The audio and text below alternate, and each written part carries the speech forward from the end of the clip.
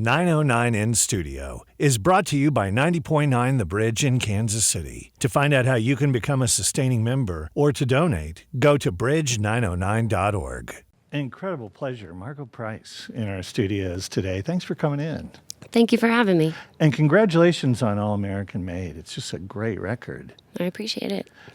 Show tonight at Knuckleheads theoretically sold out, although I think they're releasing a handful of tickets. So I wouldn't even wait for tonight. I'd just go storm the venue if you're listening and you want to go to the show. That's right. It seems like a lot of times artists sort of are born to do this. And for you, singing and dancing kind of came with walking and talking. Yeah, I was always wanting to be the center of attention. You even did stand-up for your family at holiday outings. Yeah, it just really entailed, kind of making fun of everyone in my family, putting on their clothes and trying to, just trying to make people laugh. So that early training stood you in good stead when you get on stage? I think so. I mean, I started dancing before I started singing on stage, and it became, I would get a little anxiety once I started singing and I'd have to talk in between, but now it's no big deal. It's just a little shot of tequila takes the edge off sometimes. You did they had you in dancing and gymnastics lessons when you were like 2 or 3 years old. But, a few years went by and you were singing around the house and your mother and grandmother were like, what is that? They were shocked by your singing.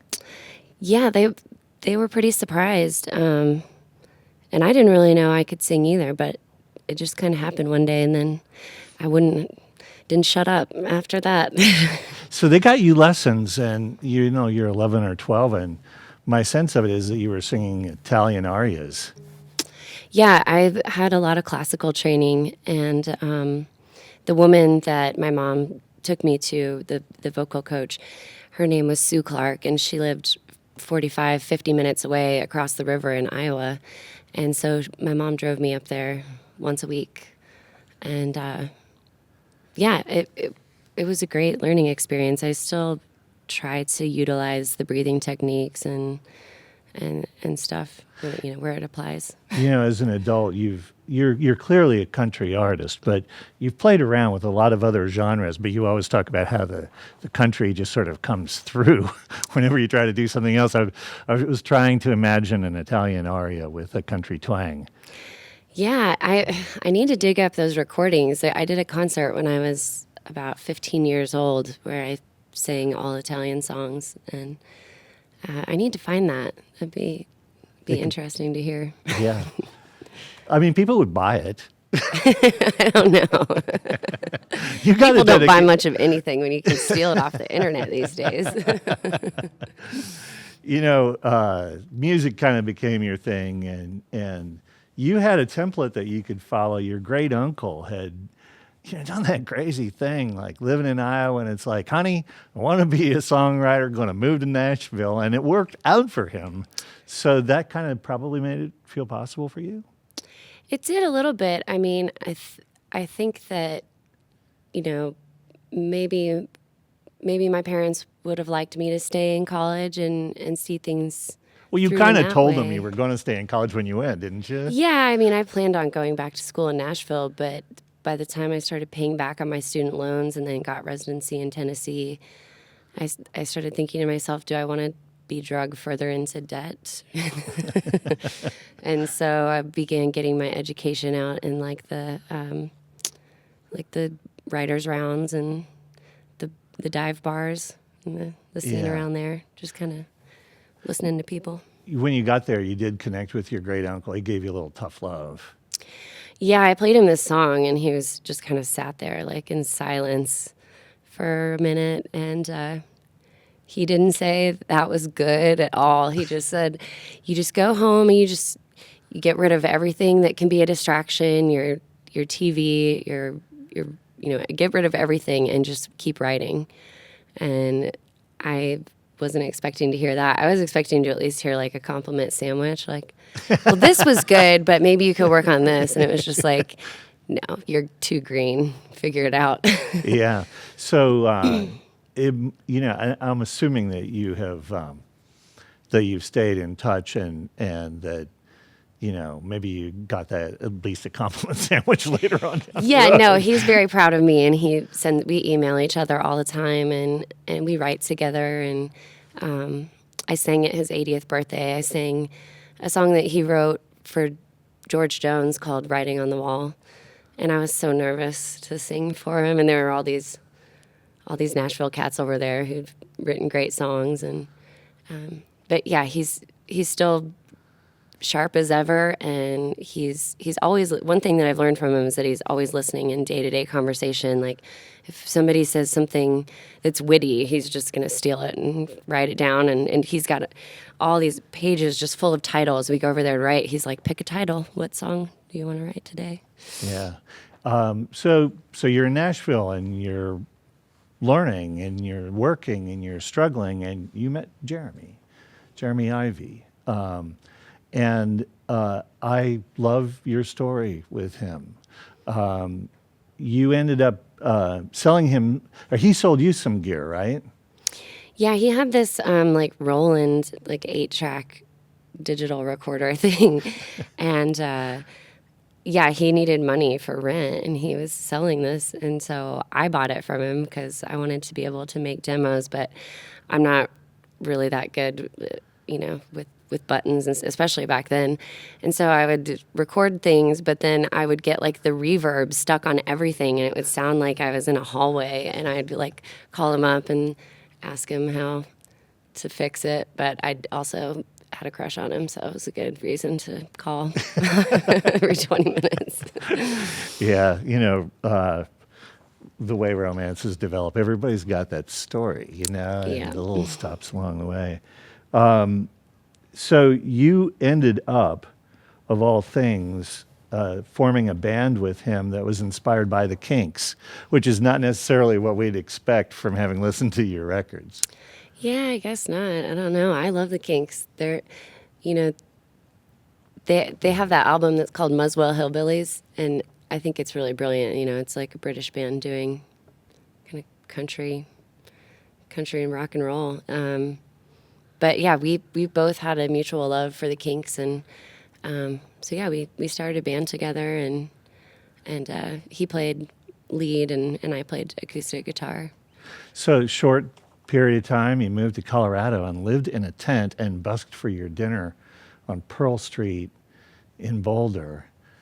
I've walked by. You've done your homework. When I read that, I felt so guilty. I've walked by buskers without dropping any money in the. Well, if they were bad, then. It's like that's a competitive street. I mean, there are people juggling fire and stuff. I know. We met some fire twirlers or whatever there, and they had their act down. I was pretty blown away, but we had a hustle going on that was like. And of course, we weren't married at the time, but we put out this sign that was like, just married, need money for rings. And people were like, oh, that's adorable. Here's $15. And most people were like, here's 50 cents. But yeah, we would busk until we had enough for like dinner and a bottle of wine. And then we'd go back and sleep in this tent on this road where you didn't have to pay to camp. So it was free camping. Yeah. There was only like one other person staying there. So after a while, you go back to Nashville. You formed a band, Buffalo Clover, that ran for a while. There were just a lot of sort of little things that sort of came and went in this development period. You tried your hand at folk, rock, and soul. At one point, you kind of wanted to be James Brown. Who doesn't want to be James Brown? Yeah, I enjoy all different kinds of music, and I think the good kind of music, it's all derivative of the same place. Rock and roll is country, is folk, is gospel, is the blues. It's the same 3 chords over and over, just with different delivery. Yeah, there was also you did Margo and the Price Tags, which was sort of a rotating group of people, supposed to be sort of a superstar band in a way. Well, like not really superstars because nobody knew who we were. It was just a super group of people that were playing around town. Well, Sturgill Simpson stopped by. He sat in a couple times there. Yeah. Mostly we were just picking on my porch, but we did a couple shows up at the 5 spot. Yeah. So I kind of wondered if maybe this was the turning point. You were doing a gig and somebody came up and introduced themselves, said that they were from Rolling Stone, and told you that they'd like to review the album that you hadn't made. Yeah, they wanted me to send them something, and I was like, well, I don't have anything. So yeah, that kind of put a fire under my butt. Yeah. We're live. I can't say bad words, right? Well, we can't take them back if you say them. So it's, Yeah. the rings that you didn't have before when you were in Boulder, you'd gotten the rings, and Jeremy was kind of instrumental in sort of insisting that you weren't going to wait anymore, and so sell the car, pawn the ring, sell some gear, make the record. What did you think when he was that insistent? Well, I thought he was nuts, but I mean, I am too. So I was like, I guess go for it. If you think selling a car is a good idea. It had to be hard to let that ring go away. Yeah, I got it back now. Yeah.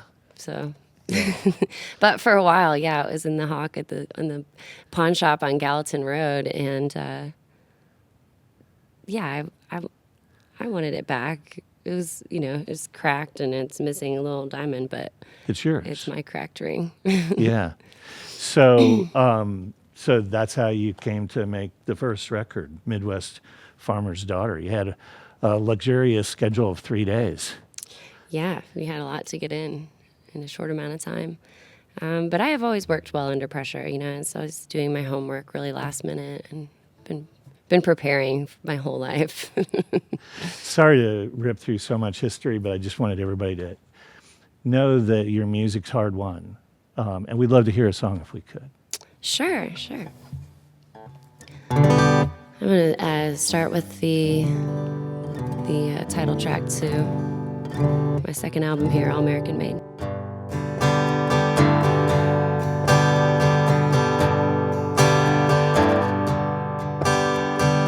Woke up from a movie I immediately forgot. Got a heartache on the bottom and a headache on the top. The part of me that hurts the worst is the one I just can't spot. And it's all American made. Well, everywhere I go, somebody puts me in the dirt. And everything I say, somebody says they said it first.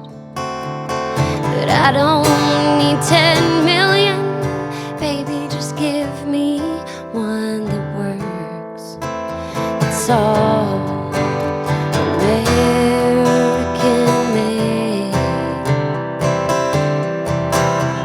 Well, I have been all over, but I can't help feeling stuck. Something in my bloodline or something in my gut says go to California in a rusted pickup truck. It's all American made.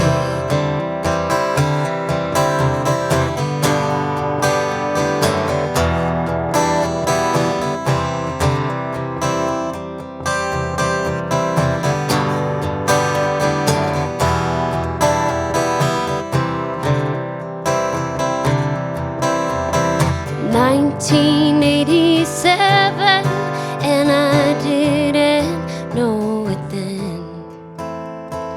Reagan was selling weapons to the leaders of Iran.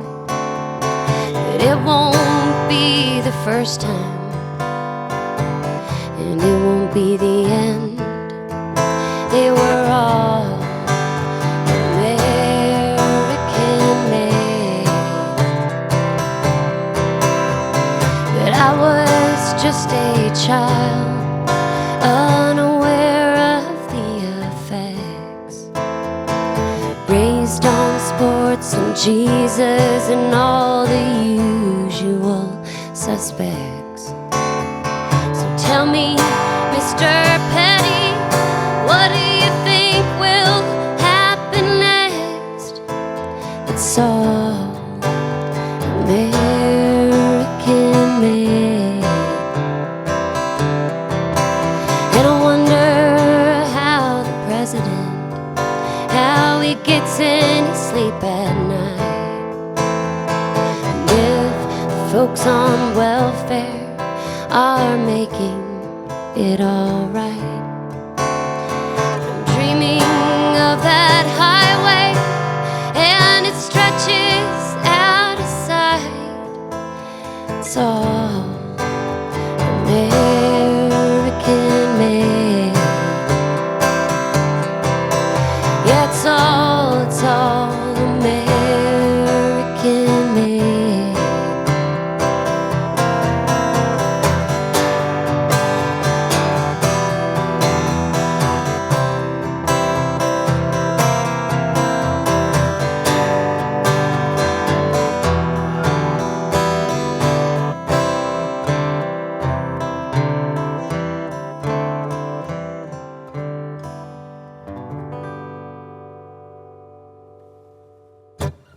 That's a fabulous song.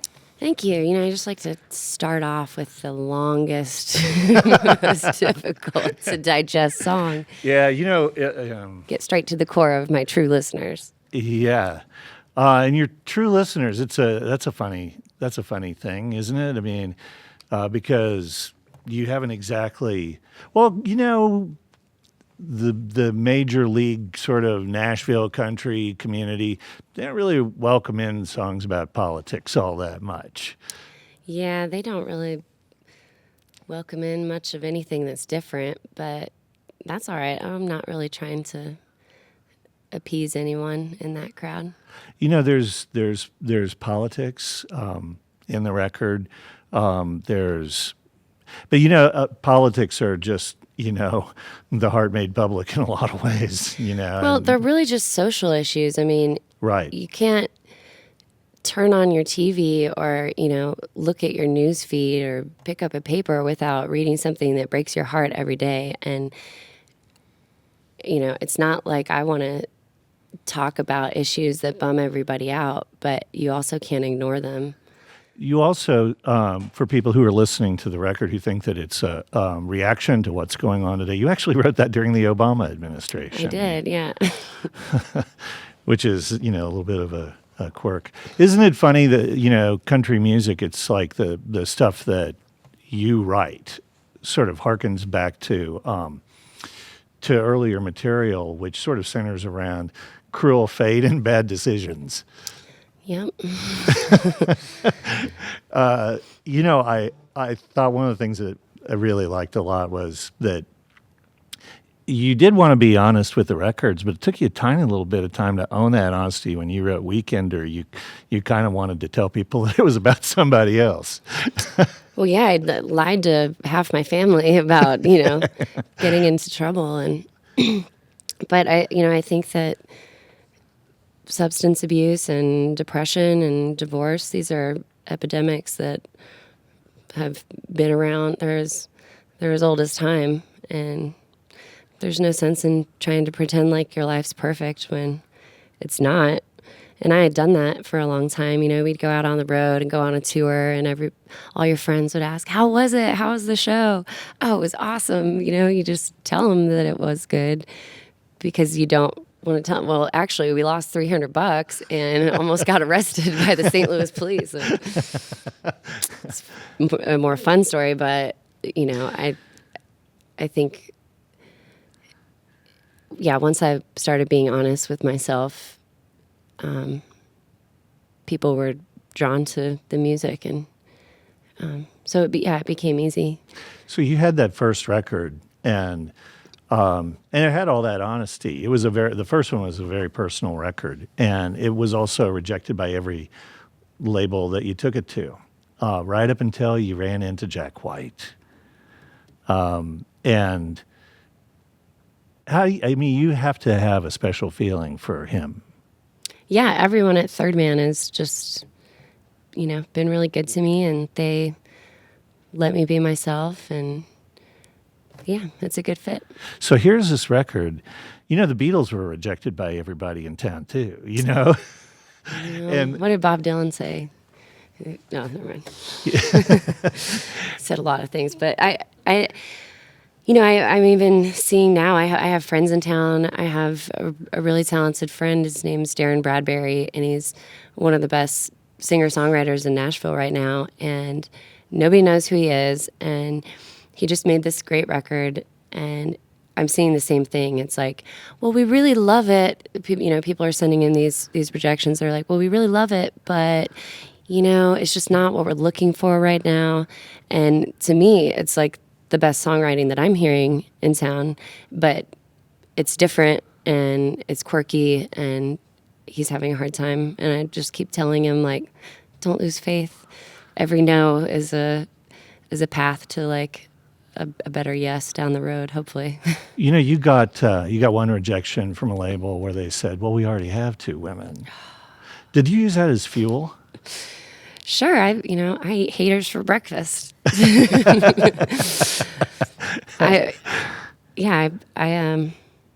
still think about that label, which shall remain nameless, but they were based in out of Georgia, and they never even came to see a show. They didn't even listen to the record because of my gender. It's really you have more than one song about gender, and earlier in your career, you ran into a producer who, it just sounds like one of the stories we've been reading. Yeah, it's unfortunate. The thing that really kind of tripped me out when I was doing research was I was watching an interview online where you talked at some length about women in the entertainment industry, and it was with Charlie Rose. Yeah. And the phrase, the operative phrase is cognitive dissonance. You're watching this while the ground sort of shifts underneath you, knowing what we know now. Yeah, it's been a crazy year. I want to go back to that record. You gave a shout out to Tom Petty, asking him for advice, alive when you wrote it and recorded it. And my sense is that you were hoping that it would, you get to meet him maybe as a result of this because you had such respect for him. Yeah, I just don't trust people that don't like Tom Petty. Everybody loves Tom Petty. I have been listening to him, since I was 5, 6 years old. That was really tough to lose him last year, and then to find out the reason, and I wish he was still around. I think he had a lot of great work left to do. He died when you were 3 weeks away from album release. It actually came out on his 67th birthday. What irony. Yeah, I dedicated the album to him because it just seems like the right thing to do. You actually got to work with one of your living heroes. You wrote a song on the new album with Willie Nelson in mind. Yeah, we did. We were listening to a lot of Willie Nelson, and it was before I had met him. And, we just said, wouldn't it be cool if we could get him to sing with you on this? And, it was kind of my husband's idea. And I always, I like to keep the glass half empty and just keep your expectations really low. You never get hurt or disappointed. So when he brought it up, I was like, yeah, that's a cool idea, but probably won't happen. And, then we ended up going out to record the song with him on the day before the new year, which is the first line of the song. And we watched, we went out and saw them at the Moody Theater. They play every year on New Year's there, and it was great. It was a great time. So you actually record that in his studio? Well, we recorded, the band and I recorded the main tracks in Memphis, and then we took the recording there, and then he put down the guitar and the vocal there. Yeah, he gave you like 5 different solos. Yeah. And then left you to pick. Yeah, they told us, now if Willie doesn't like the song, he's probably just going to do it once, and like that's going to be it, and we just can't ask him to do it again because we've had these things happen before, and people aren't happy with what they get, and so you just kind of gotta. But he did it 5 times, and we were like, oh, he likes it. He told us several times. He shook my husband and I's hands and said, "This is a great song." And yeah, I get the sense that that success of the first record, and I meant to say this when we were talking about rejection. All those labels that rejected that first record got to watch it debut at number 10 on the country album chart, which was the highest debut for a debut album from a solo female artist in the 52-year history of the chart. You came out like you were shot out of a cannon. It surprised me, though. We were actually in Los Angeles when the album came out, and the whole band had flown back to Nashville, but I was really tired, so I stayed in Los Angeles by myself, and I slept in really, really late. And then I woke up to all that good news, and I was pinching myself.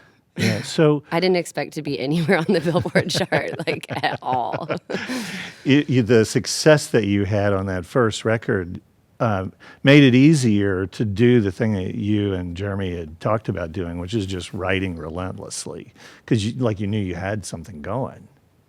Yeah, we keep each other on our toes. We're really competitive writers, so yeah, it's great now to have an audience. We've spent so many years, playing in empty bars and honky tonks and playing to, maybe 10 to 30 people a night, and questioning my existence the whole way. So yeah, it feels nice when, you can fill up a room. So that first record was, kind of internal and personal and about you, and the second record leans more towards that outward view, looking at the world. And I'm just intensely curious what the third record is. Well, we've definitely been writing, and we actually already recorded a third album, but I'm not sure if I'm going to put that one out or if I'm going to record another. So there's a lot of options. Yeah. There are other things that you're doing. You are writing the score for a feminist Western that stars Laura Dern. Well, I don't know that Laura Dern is 100% in. She was in the short of this. So they did a short. But yeah, it's a feminist Western. It's directed by Courtney Hoffman. And I'm really excited about it. I love Westerns. I grew up, watching a lot of them with my dad. And there's never really been a Western that had, showed any women as heroines or, showed what they went through during those times. So I'm excited. Yeah. But yeah, the short has Laura Dern in it, and it's so good. It's pretty violent, and it's a little racy, so not for children. All right. We've been warned. Just throw that out there. We have been warned. And you've even toyed with the idea of writing a book of poetry. Yeah, I write haikus in every city that I go to just to have a little memory of what went on there, because everything kind of blurs together sometimes when you're on the road. So I started writing a haiku in every. We'll see when I put it out. I need more cities. Well, a lot of this record was written on the road, right? Mm-hmm. Yeah. Yep. The show tonight at Knuckleheads, Margo Price, the new album, All American Made. Just a phenomenal piece of work, start to finish. We'd love to have one more song if we could. Sure, yeah. The song is called Wild Women, and I actually got the first line of it from reading the Waylon Jennings autobiography. Oddly enough, there's this one chapter that started with music in the parties, Jack Daniels and speed. And I thought that was a good line, so I stole it.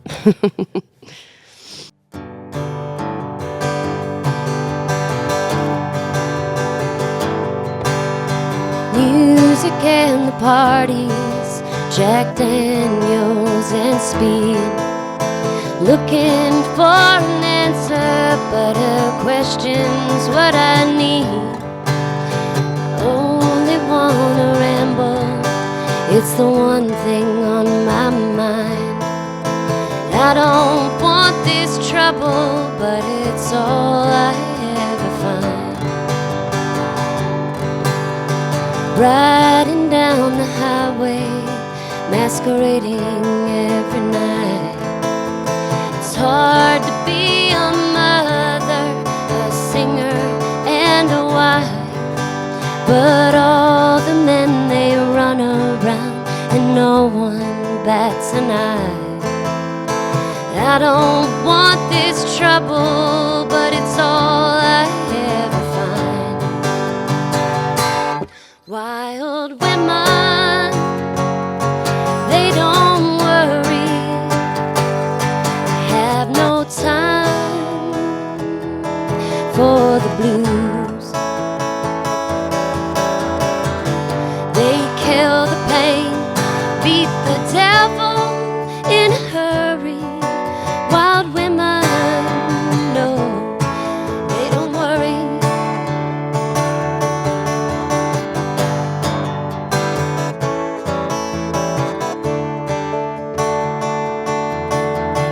Every time I slow it down, I always get the blues. I've lost more than most my age, but I still got more to lose. And I might seem a little crazy when I come to your town, but the devil, he won't catch me if I got the hammer down. Wild women, they don't worry, they have no time for the blues. They kill the pain, beat the devil in a hurry. Wild women, no, they don't worry.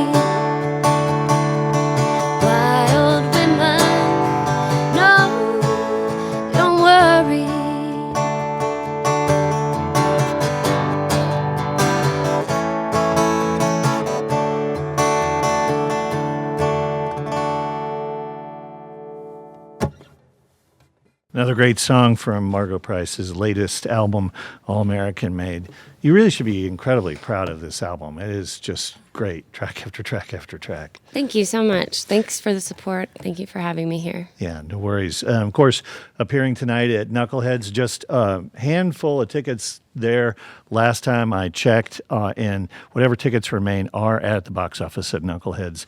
Margo Price, thanks so much for taking the time. Busy schedule, come in here and play for us. It's really good. Thank you. I appreciate it. I really do. Margo Price today on The Bridge.